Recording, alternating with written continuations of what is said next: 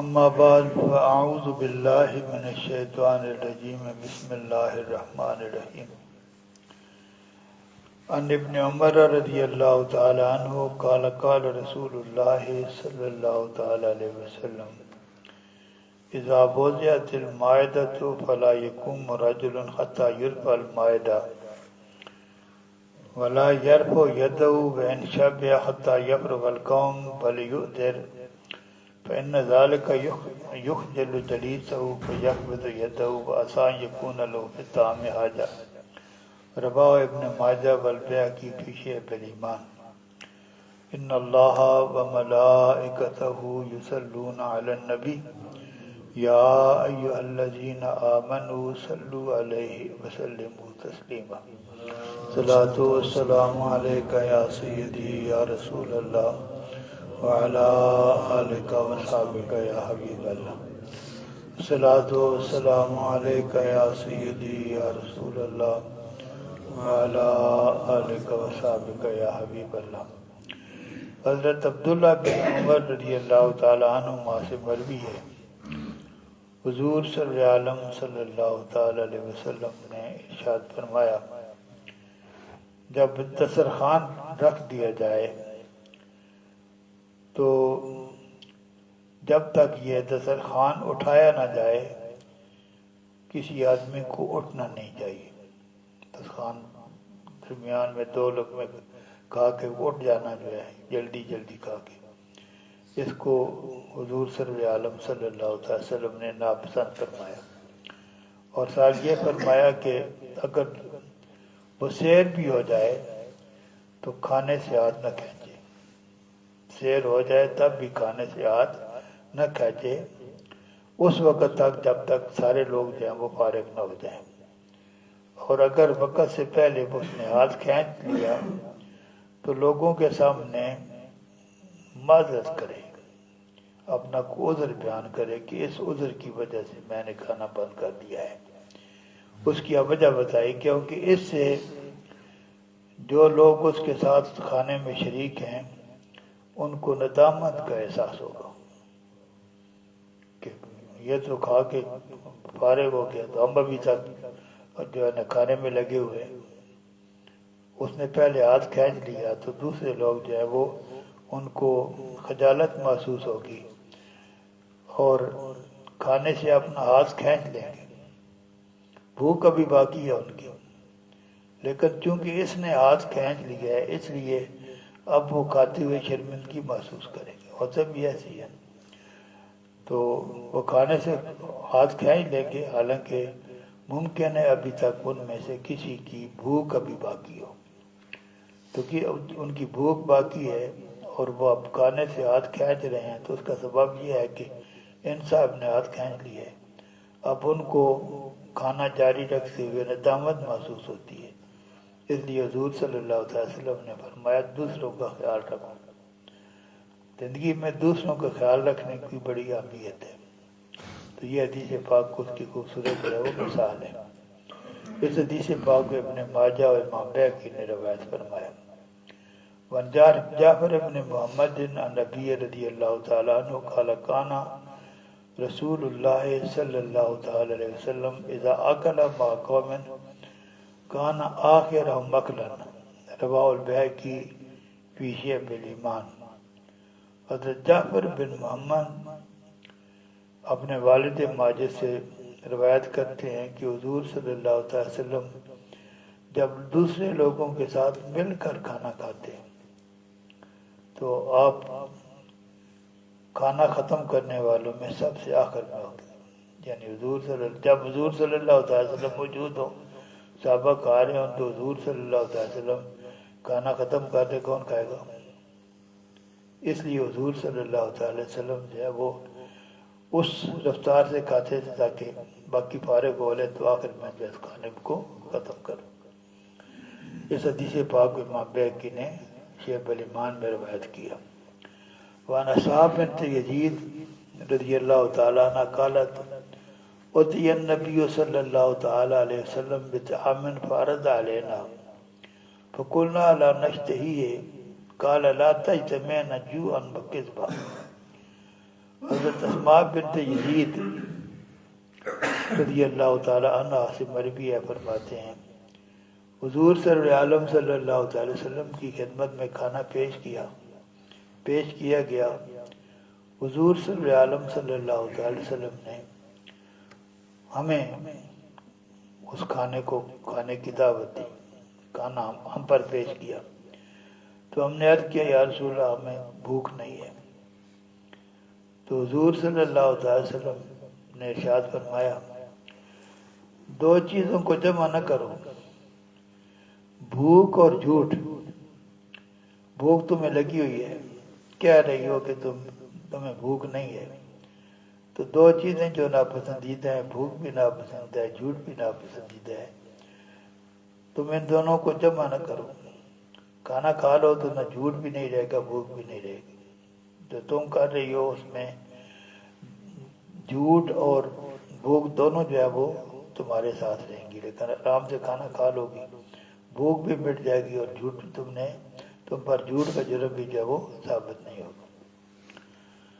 اس حدیث پاک میں امام ابن ماجہ نے روایت فرمایا بن عمر ابن الخطاب رضی اللہ تعالیٰ عنہ قال قال رسول اللہ صلی اللہ تعالی وسلم کلوا جمیعا ولا تفرقوا فإن البرکۃ مع الجماعۃ، رواہ ابن ماجہ۔ حضرت عمر بن خطاب رضی اللہ تعالیٰ عنہ سے مروی ہے، فرمایا حضور صلی اللہ علیہ وسلم نے ارشاد فرمایا مل کر کھایا کرو اور آپس میں تفریق علیحدگی نہ کرو، مل کر کھایا کرو، علیحدگی سے بچو، کیونکہ برکت جو ہے وہ جماعت کے ساتھ ہے۔ جو کام تم مل کر کرو گے اس میں اللہ تعالیٰ برکت ڈالے گا۔ ہر ایک جو ہے وہ اپنی ڈیڑھ کی مسجد علیحدہ بنائے گا تو برکت سے محروم رہے گا۔ اس حدیث پاک کو امام ابن ماجہ نے روایت فرمایا۔ وعن ابی ہریرہ رضی اللہ تعالی عنہ قال قال رسول اللہ صلی اللہ علیہ وسلم من السنت ان یخرج رجل مع ضیفہ الی باب الدار، رواہ ابن ماجہ۔ حضرت ابو ہریرہ رضی اللہ تعالیٰ عنہ سے مروی ہے کہ حضور صلی اللہ علیہ وسلم نے ارشاد فرمایا سنت یہ ہے کہ کسی آدمی کے ہاں کوئی آدمی بطور مہمان ٹھہرے تو جب وہ روانہ ہونے لگے تو گھر کے دروازے تک اس کے ساتھ جائے، یعنی اس کو الوداع کرنے کے لیے، تاکہ اس کو یہ محسوس ہو کہ میرا جو میزبان ہے میں اس کے لیے بوجھ نہیں تھا۔ تو پہلے کل ہم نے حدیثیں پڑھی تھی کہ اتنا زیادہ عرصہ جو ہے وہ میزبان کے پاس مہمان نہ ٹھہرے کہ وہ محسوس کرے کہ یہ مجھ پر اب بوجھ بن گیا، تو تھوڑا ٹھہرے گا، تو جب وہ فارغ ہوگا تو اس کا جو میزبان ہے اس کے لیے احترام کا اظہار کرے گا اور اس کو دروازے تک جا کر جب اس کو الوداع کرے گا۔ اس حدیث پاک کو امام ابن ماجہ نے روایت فرمایا۔ وعن ابن عباس رضی اللہ تعالی عنہ قال قال رسول اللہ صلی اللہ تعالی وسلم الخیر اسرع الى البیت الذی یؤکل فیہ من الشفرۃ الى صنام البعیر۔ حضرت عبداللہ ابن عباس رضی اللہ تعالی عنہ سے مروی ہے وہ گھر جس میں کھانا کھایا جاتا ہے، مراد جس میں کثرت سے مہمان آتے ہیں، جس میں کثرت سے مہمان آ جاتے ہیں، اور ویسے تو ہر گھر میں کھانا تو کھایا جاتا ہے جہاں بندے موجود ہوتے ہیں، یہاں مراد ایسا گھر ہے جس کے اندر کثرت سے مہمان آتے ہیں۔ تو فرمایا اس گھر کی طرف خیر اتنی تیزی سے آتی ہے، بھلائی میں برکت بھی شامل ہے۔ بہت بھلائی ایک ایسا جامع لفظ ہے جس میں تمام اچھائیاں جمع ہو جاتی ہیں، برکت بھی اس پہ آ جاتی ہے، اس میں سہولت بھی آ جاتی ہے، ساری چیزیں اس کے اندر آ جاتی ہیں۔ تو فرمایا کہ ایسا گھر جس کے اندر مہمان کثرت سے آتے ہیں اس کی طرف خیر اس تیزی سے جاتی ہے جس تیزی سے چھری جو ہے وہ اونٹ کی کوہان میں چلتی ہے، وہاں ہڈی نہیں ہوتی، وہاں چھری جو تیزی سے چلتی ہے۔ تو جس طرح اونٹ کی کوہان میں چھری تیزی سے چلتی ہے، اسی طرح وہ گھر جس میں مہمان کثرت سے آتے ہیں، یہ مہمان اللہ کے مہمان ہوتے ہیں، اور جو گھر کا مالک ہے وہ اگر ان کو اللہ تعالیٰ کی طرف سے ایک رحمہ سمجھتا ہے اور ان کی دیکھ بھال کرتا ہے، ان کا احترام کرتا ہے، تو اللہ تبارک و تعالیٰ کی طرف سے خیر اس گھر میں تیزی سے آتی ہے۔ اس حدیث پاک کو بھی امام ابن ماجہ نے روایت فرمایا۔ وآخر دعوانا ان الحمدللہ رب العالمین۔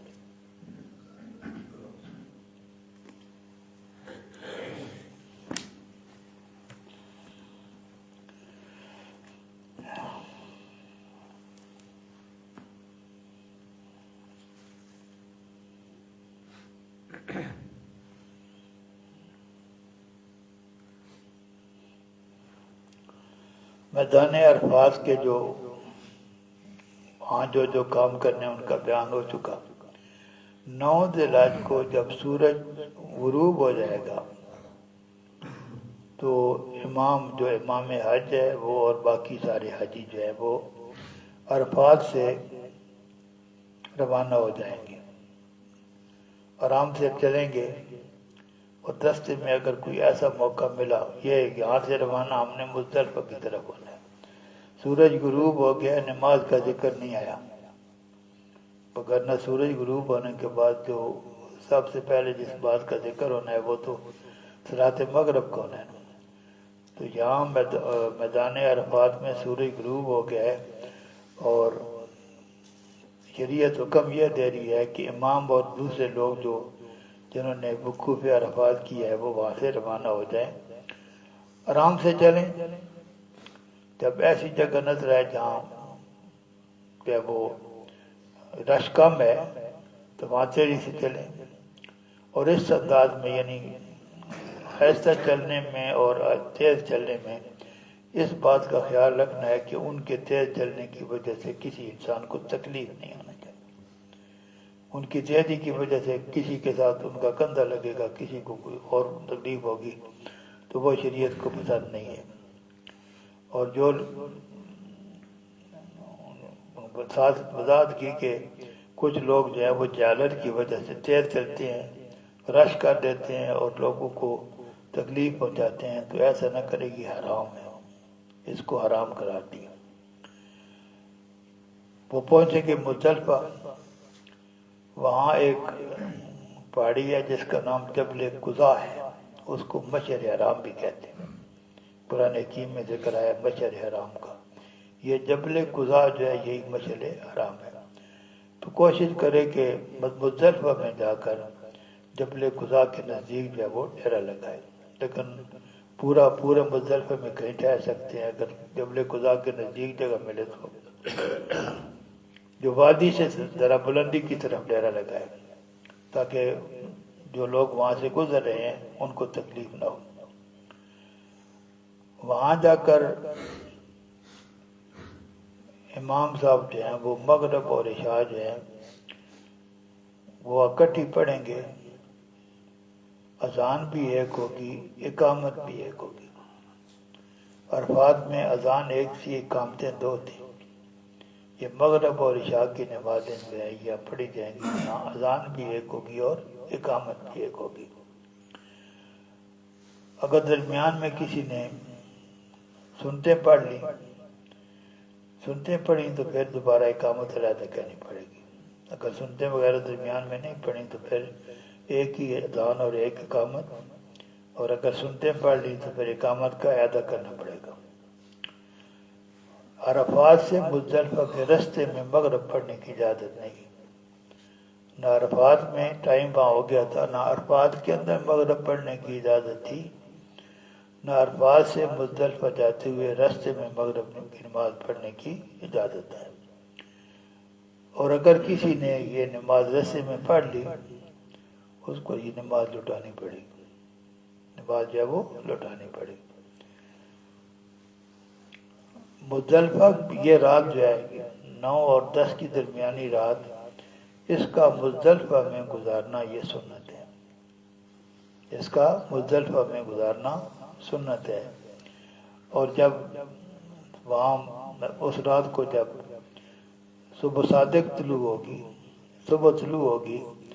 تو امام جو ہے وہ لوگوں کو جلدی پہلے وقت میں فجر کی نماز پڑھائے گا۔ مزدلفہ میں 10 ذی الحج کو فجر کی نماز مزدلفہ میں امام جو ہے وہ نماز کے پہلے وقت میں غلط اس وقت وہ کہتے ہیں جب ابھی اندھیرا زیادہ روشنی کم ہو، سورج صبح صادق طلوع ہو گئی ہو لیکن روشنی کم ہو، اندھیرا زیادہ ہو، اس کو غلط کہتے ہیں، اس میں نماز پڑھائی۔ پھر یہاں وقوف مزدلفہ، لفظی معنی وقوف کا کھڑا ہونا ہوتا ہے، مراد سے دعا مانگنا ہے، مراد سے یعنی یا فجر کی نماز پڑھ لو تو اس کے بعد وقوف کرو، اللہ تعالیٰ سے دعا مانگو، اور پورا جو میدان مزدلفہ ہے اس کے میں کسی جگہ بھی آدمی جو ہے وہ کھڑے ہو کر دعا مانگ سکتا ہے۔ وہاں ایک جگہ ہے بطن محصر، یہ وہ جگہ ہے جس جگہ پر آ کر جو ہے وہ اس کا ابرا کا ہاتھی جو ہے نا وہ بیٹھ گیا تھا، اس سے آگے جانے کے نام نہیں لیتا تھا، یہ محصر وادی محصر ہے، اس کے اندر جو ہے وہ نہیں ٹھہر سکتے، باقی کہیں بھی وہ ٹھہر سکتے ہیں۔ یہاں جو ہے وہ کثرت سے دعا مانگنی ہے۔ حضور صلی عالم صلی اللہ علیہ وسلم نے